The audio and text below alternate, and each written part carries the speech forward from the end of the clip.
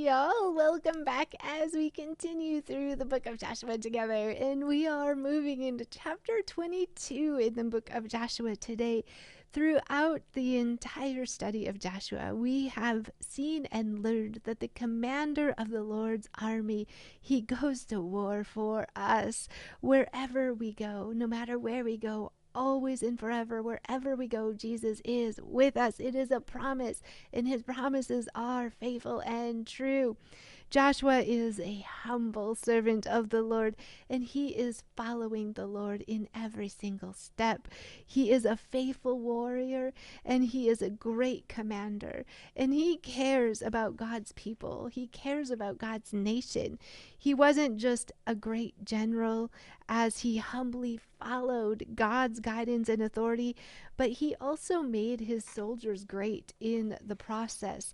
The soldiers from the tribes of Reuben, Gad, and half the tribe of Manasseh, they had to have been rejoicing when the conquest of the land, the promised land of Canaan, came to a close. For over 7 years, they had been away from their families, and they were on the other side of the Jordan. Remember, they claimed land as their own on the east side of the Jordan, and they promised to go over to the west side and help conquer the land, and they promised to remain until the land was conquered and taken control of. And that time has come, and we're going to go ahead and move into verse 1 of chapter 22. Then Joshua called together the tribes of Reuben, Gad, and half the tribe of Manasseh. He told them, "You have done as Moses, the servant of the Lord, commanded you, and you have obeyed every order I have given you. During all this time you have not deserted the other tribes. You have been careful to obey the commands of the Lord your God right up to the present day.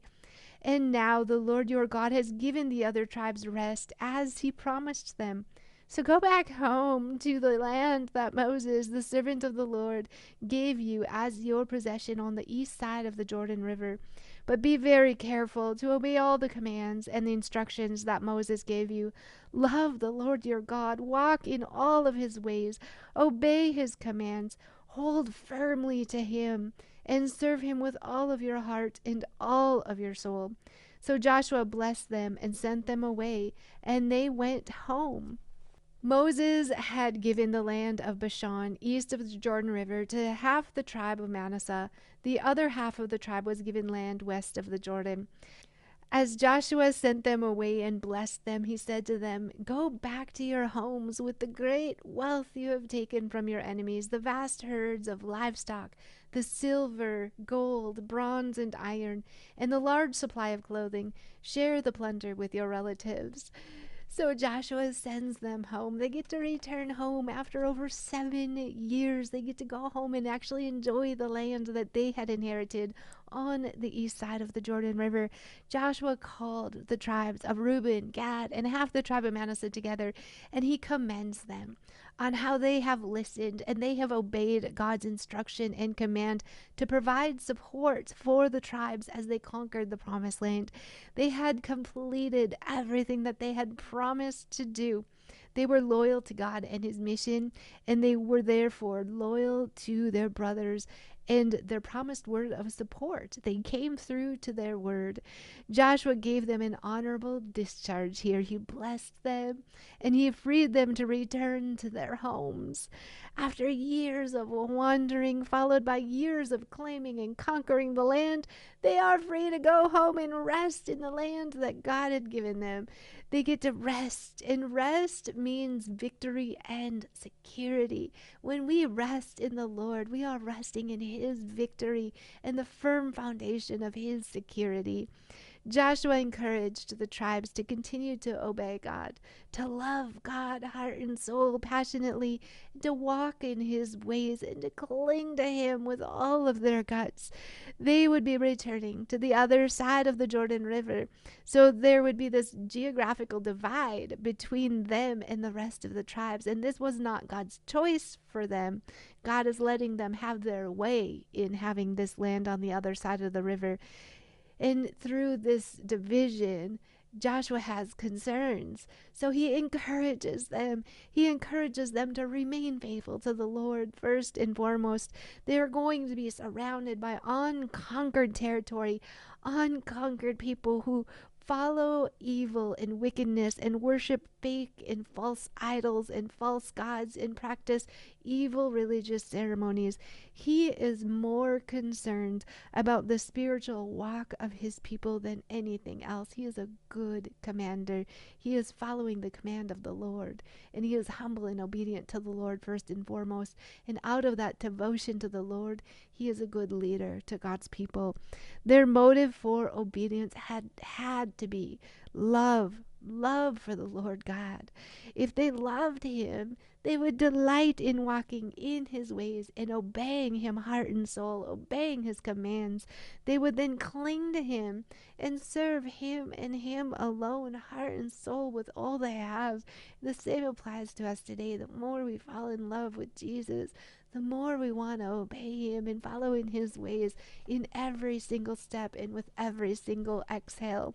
And we'll continue in verse 9.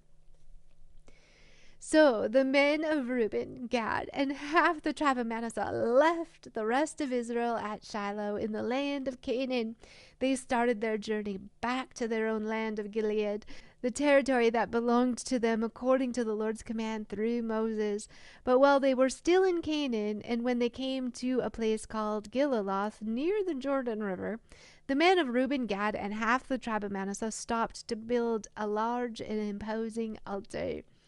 The rest of Israel heard that the people of Reuben, Gad, and half the tribe of Manasseh had built an altar at Gilaloth at the edge of the land of Canaan on the west side of the Jordan River.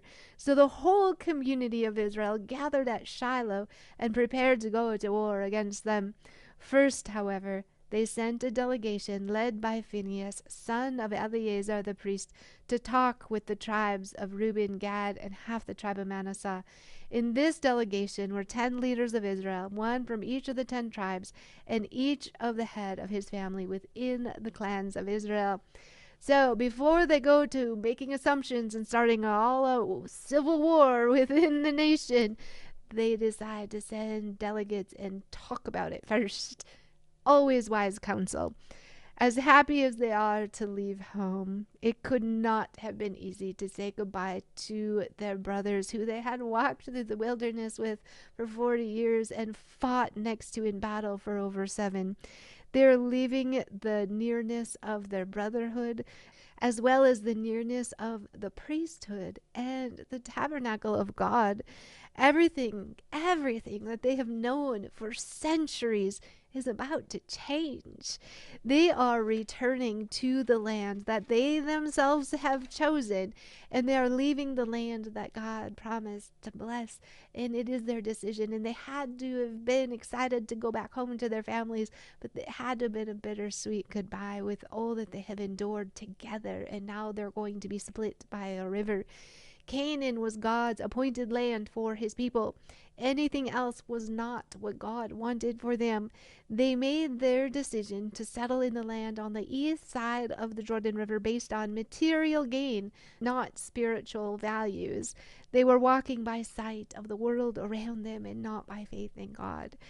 Reuben, Gad, and half the tribe of Manasseh divided the nation, and they separated themselves from the blessing of the land of Canaan and the community of their nation.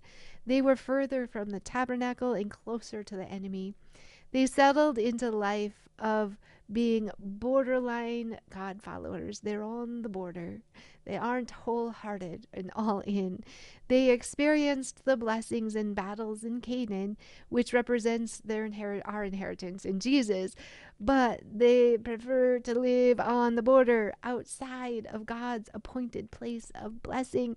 And how many of us try to do that in different seasons of life? We want to do whatever we want in the world, but also have God's blessings. It doesn't work that way. It only creates problems when we try to compromise and be half in God's ways and half in the world and half in and half out and meandering between it. It creates chaos and it brings disaster into our lives. We need to make the decision to let the Lord be Lord of all of our lives, humbly submit everything to Him, and trust Him wholeheartedly and passionately. Let Him lead. Don't miss out on the blessings that He wants to pour in your lives because you're half-hearted. That is not what God intended for us. And here the Israelites, they try, Reuben, Gad, and half the tribe of Manasseh, they try to begin to solve these problems that they are realizing as they journey back home. The problems that they themselves have created as they are going back to their new homes. They try to solve these issues that they're realizing by building a large altar of stone on the Canaan side of the Jordan River. And we'll continue in verse 15 and see what happens with our dear brothers. When they arrived in the land of Gilead, they said to the tribes of Reuben, Gad, and half the tribe of Manasseh, the whole community of the Lord demands to know why you are betraying the God of Israel. How could you turn away from the Lord and build an altar for yourselves in rebellion against Him? Was our sin at Peor not enough? To this day we are not fully cleansed of it, even after the plague that struck the entire community of the Lord. And yet today you are turning away from following the Lord. If you rebel against the Lord today, He will be angry with all of us tomorrow. If you need the altar because the land you possess is defiled, then join us in the Lord's land, where the tabernacle of the Lord is situated, and share our land with us. But do not rebel against the Lord or against us by building an altar other than the one true altar of the Lord our God. Didn't divine anger fall on the entire community of Israel when Achan, a member of the clan of Zerah, sinned by stealing the things set apart for the Lord? He was not the only one who died because of his sin. Then the people of Reuben, Gad, and half the tribe of Manasseh answered the heads of the clans of Israel. The Lord, the mighty one, is God. The Lord, the mighty one, is God. He knows the truth, and may Israel know it too. We have not built the altar in treacherous rebellion against the Lord. If we have done so, do not spare our lives this day. If we have built an altar for ourselves to turn away from the Lord, or to offer burnt offerings, or grain offerings, or peace offerings, may the Lord Himself punish us. The truth is, we have built this altar because we fear that in the future your descendants will say to ours, what right do you have to worship the Lord, the God of Israel? The Lord has placed the Jordan River as a barrier between our people and you people of Reuben and Gad. You have no claim to the Lord, so your descendants may prevent our descendants from worshiping the Lord. So we decided to build an altar not for burnt offerings or sacrifices, but as a memorial. It will remind our descendants and your descendants that we too have the right to worship the Lord at His sanctuary with our burnt offering sacrifices and peace offerings. Then your descendants will not be able to say to ours, you have no claim to the Lord. If they say this, our descendants can reply, look at this copy of the Lord's altar that our ancestors made. It is not for burnt offerings or sacrifices. It is a reminder of the relationship both of us have with the Lord. Far be it from us to rebel against the Lord or turn away from Him by building our own altar of burnt offerings, grain offerings, or sacrifices. Only the altar of the Lord our God that stands in front of the tabernacle may be used for that purpose. When Phinehas the priest and the leaders of the community, the heads of the clans of Israel, heard this from the tribes of Reuben, Gad, and half the tribe of Manasseh, they were satisfied. Phinehas, son of Eleazar the priest, replied to them, Today we know the Lord is among us because you have not committed this treachery against the Lord as we thought. Instead, you have rescued Israel from being destroyed by the hand of the Lord. Then Phinehas, son of Eleazar the priest, and the other leaders left the tribes of Reuben and Gad in Gilead and returned to the land of Canaan to tell the Israelites what had happened. And all the Israelites were satisfied and praised God and spoke no more of war against Reuben and Gad. The people of Reuben and Gad named the altar Witness, for they said, it is a witness between us and them that the Lord is our God too. They built this large altar of stones by the Jordan River as a reminder to everyone within the nation that the 2.5 tribes east of the Jordan River also belong to the nation of Israel. If they had lived in the land that God had intended them to live in, there would be no question as to whether they are part of God's nation or not. Now, living outside the land, they show concern about the impression that they are not Israelites, the impression that it is giving that they live on the other side of the river. They are resorting to artificial means to make sure that everyone knows that they too are God's people. It is our spirit-led conduct, character, and integrity that should show the world around us who we are and that we are God's children, not an artificial tower of rocks. When we are living as God wants us to live, God will use our character and integrity in our lives as a witness for Him and His great glory. If the tribes of Reuben, Gad, and half the tribe of Manasseh faithfully attend the feast in Jerusalem, if they honor the Lord by obeying His word, and they talk about His word in their homes and communities, and if they successfully raise their children to know and serve the Lord and the communities they live in, as well as the nations around them, they would all know that they belong to God, that they are God's children. There would be no question, because His character would be reflected in their character. The altar on the bank of the river could not and would not guarantee anything. It is a pile of rocks. No man-made altar could substitute for the presence of the Lord among His people, among His tabernacle. Their actions were completely misunderstood, and the tribes began preparing for war, seeing their actions. They had barely left the other tribes and haven't even made it back home yet, and civil war is already on the verge of breaking out. Clearly, this is not a good situation. Thankfully, they wisely pull back and seek wisdom. They seek to investigate the situation before acting on mere assumptions and presumptions and jumping to conclusions about someone else's life. And we all need to do the same thing. We need to seek the Lord in His wisdom and go and ask the person personally if there is a concern. They talked first before jumping into war, and they voiced their honest concerns, and their concerns were for the Lord and His honor and glory. Deuteronomy 13 taught us that it was the responsibility of the tribal leaders and the priests to investigate every situation in Israel that appeared to be breaking God's law. So they investigate first.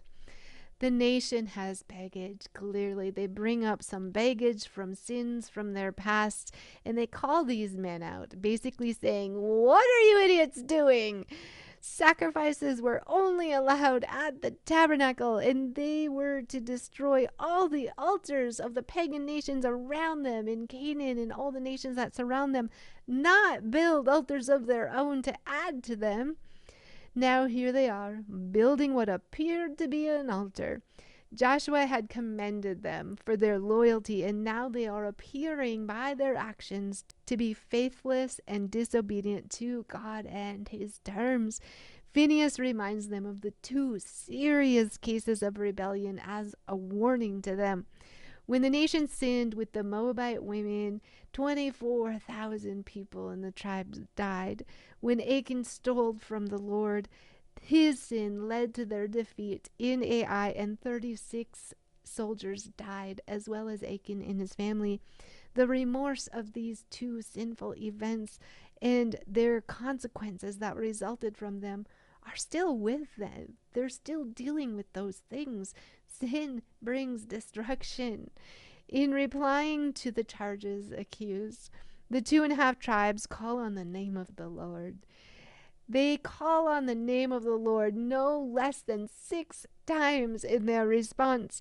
Their response was humble and sincere and completely unexpected by the tribes questioning them. They had nothing to hide, so they responded honestly and humbly.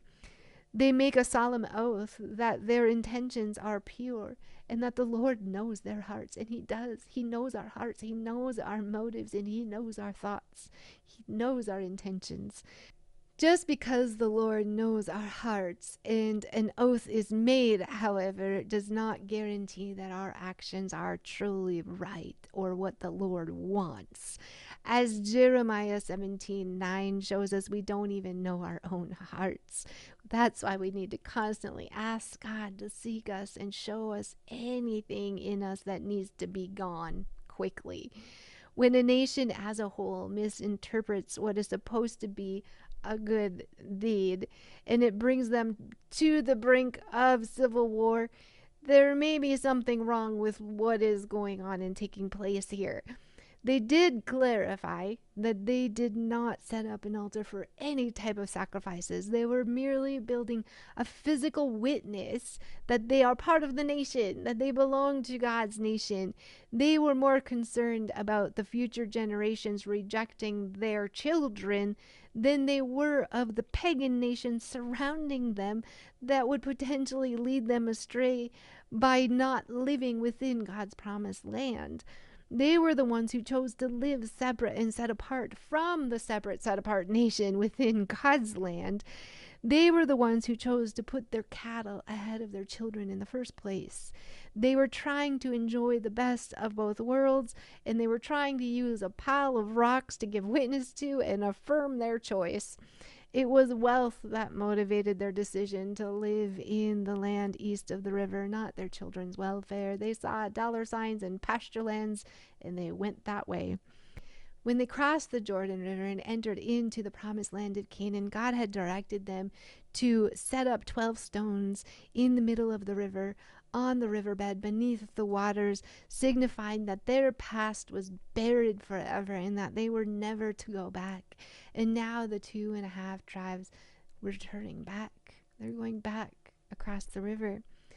The nation had come to an agreement. War was averted, and a sort of peace agreement was formed. They agreed to go along with it, even though it wasn't sincerely what God had intended for his nation or what he directed.